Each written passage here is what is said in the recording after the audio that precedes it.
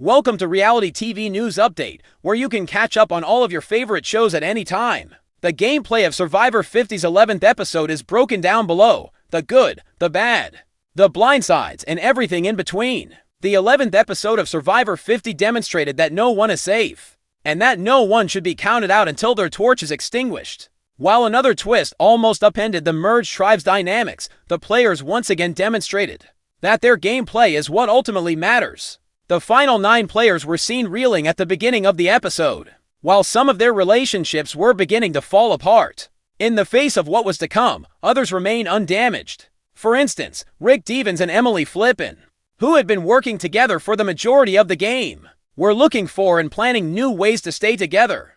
Devens' recent acquisition of an immunity idol added an additional benefit: the polyamorous game marriage between Siri Fields, Ozzy Lust, and Rizzo Velovic. In addition to Fields' working relationship with Tiffany Irvin was another strong alliance. Joe Hunter and Jonathan Young had just lost at the previous tribal council, and despite the fact that they appeared to be working together, they were keeping their options open for other paths, much to Hunter's dismay, who appeared to have missed the memo that Survivor is a game of strategic, social, and sometimes deceptive gameplay since his first season. Aubrey Bracco, who was collaborating with everyone and nobody at the same time, was the last lone wolf. As a result, it was only a matter of time before lines in the sand were drawn. First, the host of Survivor, Jeff Probst, made the announcement that the participants would be divided into 2 random groups of 4, and that each group would have to get rid of 1 member. Young, the only person immune, also had the ultimate deciding power, as he was the only safe person for the night and would get to strategize with both groups and attend both tribal councils. Although the twist appears dynamic on paper, it once again fractured the tribe's ever-evolving dynamics, necessitating the condensing of multiple options for goals, strategies, and plans. Instead of players relying on the social foundations they had already established, luck becomes essential for merely surviving.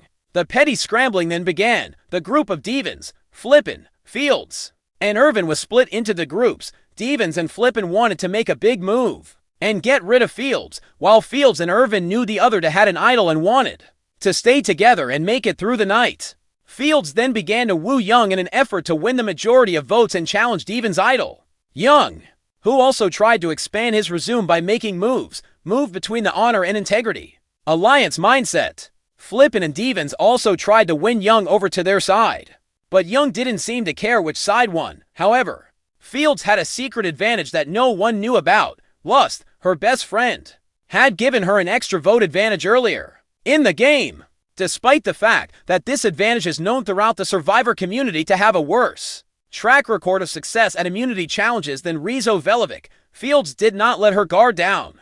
The extra vote advantage had not worked for those who had played it since it was introduced, leading to even that player's elimination, such as Dan Foley at Survivor, worlds apart. Fields then debated on whether to use her advantage or save it for another occasion, but knew she needed to pay extra attention to anything going amiss at Tribal Council, or would be going home with an advantage in her pocket. Good and exceptional Survivor players are distinguished from one another by their ability to listen, evaluate, and make decisions while keeping an eye on the game's pulse. Fields pulled a tie vote while concealing her advantage from the other players, realizing that she needed to play it regardless of the outcome to stay in the game. Is truly masterful Survivor gameplay.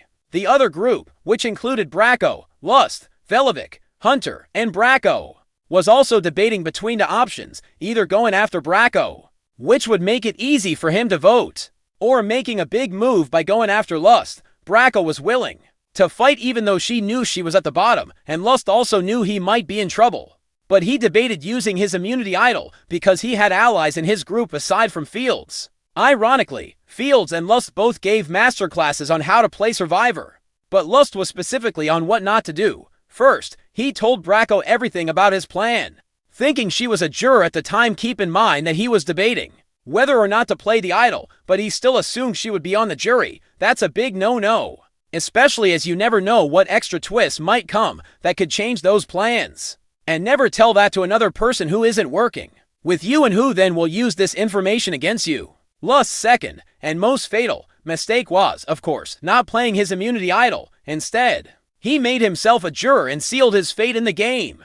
Lust's decision became even worse because he actually had security guaranteed if he had only trusted his gut and had solidified his position instead of gambling it. This is similar to what Andy Rueda did on Survivor 47, when he also disclosed his gameplay to Rachel Lamott, the eventual winner, and then headed to the jury instead. Lust's decision then became an even worse one, in life as well as on Survivor. Hindsight is always 20/20. However, given that Lust had been on the show 5 times and had been in a similar situation in Survivor Micronesia, it is almost impossible to imagine how things would have changed if Lust had made a different decision, or she would have prodded him in the right direction if Fields had been at the same tribal council. Small grace for Lust is that he did have his allies with him, especially Velovic, and he could have flushed his idol had they not betrayed him. However, it is Survivor 50 and no one is truly aligned to anyone but themselves at the end of the day. So, to summarize, it is always preferable to use an idol and flush it, as opposed to leaving with one as a souvenir. Weiss. Survivor 50's Episode 11 delivered one of the most emotional and strategic blindsides of the season, marking the game's most dangerous phase, with only a handful of castaways left fighting for the $1 million prize. Every conversation mattered, every alliance cracked under pressure, and one player's torch was finally snuffed after a chaotic tribal council. Episode 11 demonstrated that no one is truly safe in the game anymore. After weeks of shifting alliances, secret plans, and vengeance schemes, tension builds after the double elimination. The fallout from the previous double elimination still hung over camp when the episode began. The remaining players were aware that they were entering the final stretch, where loyalty becomes less important than timing, and trust was already fragile. The dominant alliance appeared to control the numbers on paper, but cracks had been forming. For several episodes, players who had previously felt safe began to wonder if they were actually sitting comfortably at the top or were just being dragged along as disposable numbers. Knowing that the jury phase rewards bold gameplay more than quiet loyalty, several castaways began openly discussing resume moves. The ideal setting for a surprise was created by this mental shift.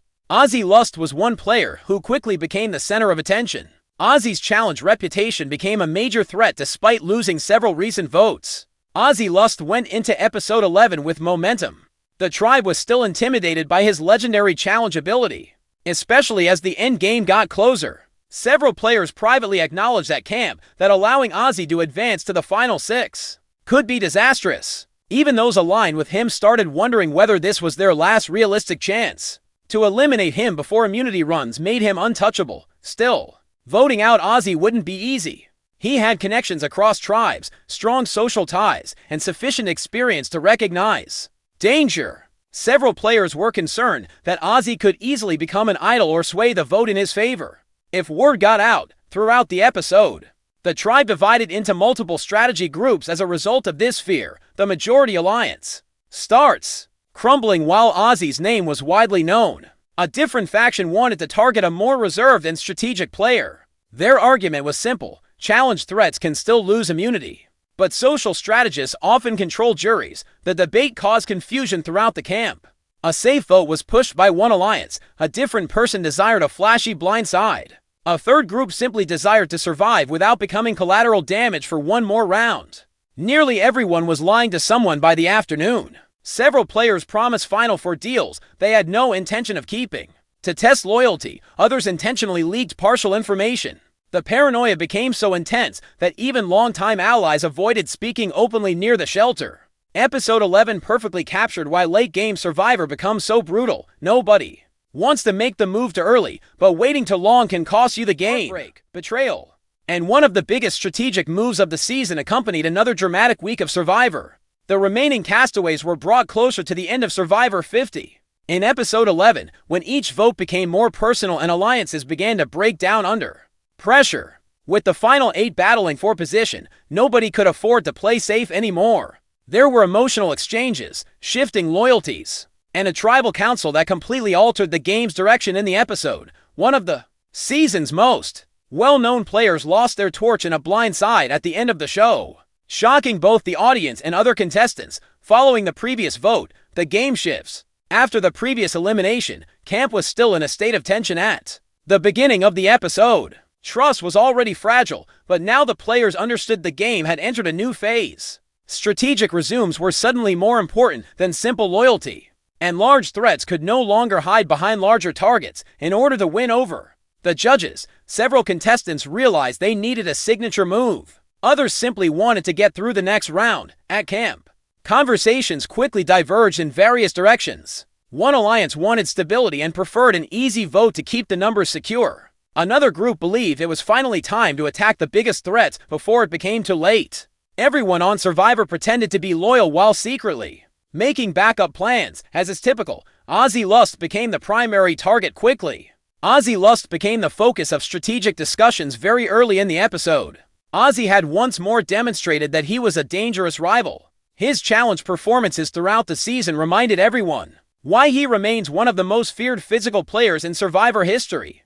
Ozzy's resume could become impossible to beat if he reached the final tribal council. According to some castaways, he had survived difficult votes, maintained strong social bonds, and continued dominating challenges despite carrying a huge reputation into the game. That combination made him incredibly dangerous. However, there were downsides to pursuing Ozzy. There were a few players concerned that he would anticipate the blind side.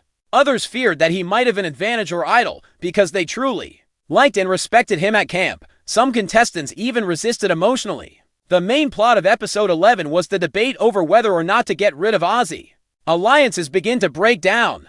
The larger alliance that had controlled recent votes began to show serious cracks. As strategy discussions intensified, some argued that voting out Ozzy was the right thing to do. A different group believed that a more subdued strategic player posed a greater long-term threat. Meanwhile, a few contestants attempted to play both sides in hopes of staying protected regardless of the outcome. The paranoia spread quickly. Camp life became awkward as private conversations stopped whenever certain players walked nearby. People began reading body language more carefully. Simple interactions suddenly felt suspicious. In a confessional, one contestant even acknowledged that no one anymore trusted anyone. The perfect conditions for chaos were created by that uncertainty. The stakes were increased by the immunity test. One of the most significant parts of the episode was the immunity test. As expected, Ozzy performed extremely well and nearly secured another critical win. During the competition, several players seemed to be nervous because they knew that if he got immunity, their plans could fall through, but in a major turning point, Ozzy fell just short. The strategic landscape changed immediately after another contestant claimed the immunity necklace. Players who had been hesitant realized at once that this might be their best and possibly only chance to defeat him before the final 7. Shortly after the challenge was over, the scramble began. A blindside plan starts forming back at camp. A core group quietly solidified plans for a blindside. The strategy depended on secrecy. The vote could easily shift to someone else if Ozzy sensed danger to avoid suspicion. Multiple players reassured him throughout the afternoon that the target was elsewhere. Some contestants even created a fake split vote plan as cover. Meanwhile, a few players outside the core alliance noticed strange behavior around camp. Conversations suddenly ended when they approached, during lengthy discussions on strategy. Some alliance members disappeared into the jungle. The blind side plan continued to gain momentum despite the warning signs. The most difficult decision was not whether to vote out Ozzy, but rather whether or not everyone would remain committed long enough to carry out the move. The tribal council was fraught with conflict. By the time tribal council began, nearly everyone looked nervous. Questions from host Jeff Probst focused heavily on trust and timing. Players discuss how impossible it becomes to separate truth from deception. Near the end of the game, some contestants hinted that loyalty still mattered. Others argued that adapting to changing situations is the only way to survive. Ozzy himself acknowledged that his reputation made him dangerous, but he also emphasized the importance of relationships and trust. The tension was visible across the tribe. Several castaways avoided eye contact during important moments, while trying not to reveal too much. Others nervously smiled. It became obvious that something major was about to happen. Ozzy Lust was voted off when the votes were finally revealed. The blind side was complete. In episode 11, Ozzy Lust was voted out of Survivor 50.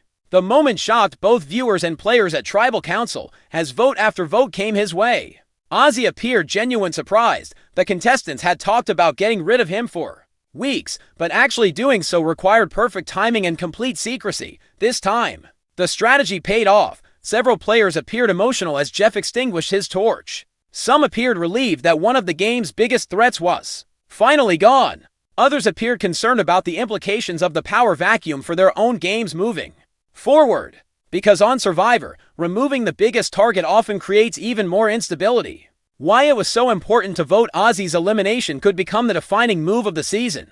For the players behind the Blindside, it represents a major resume building moment.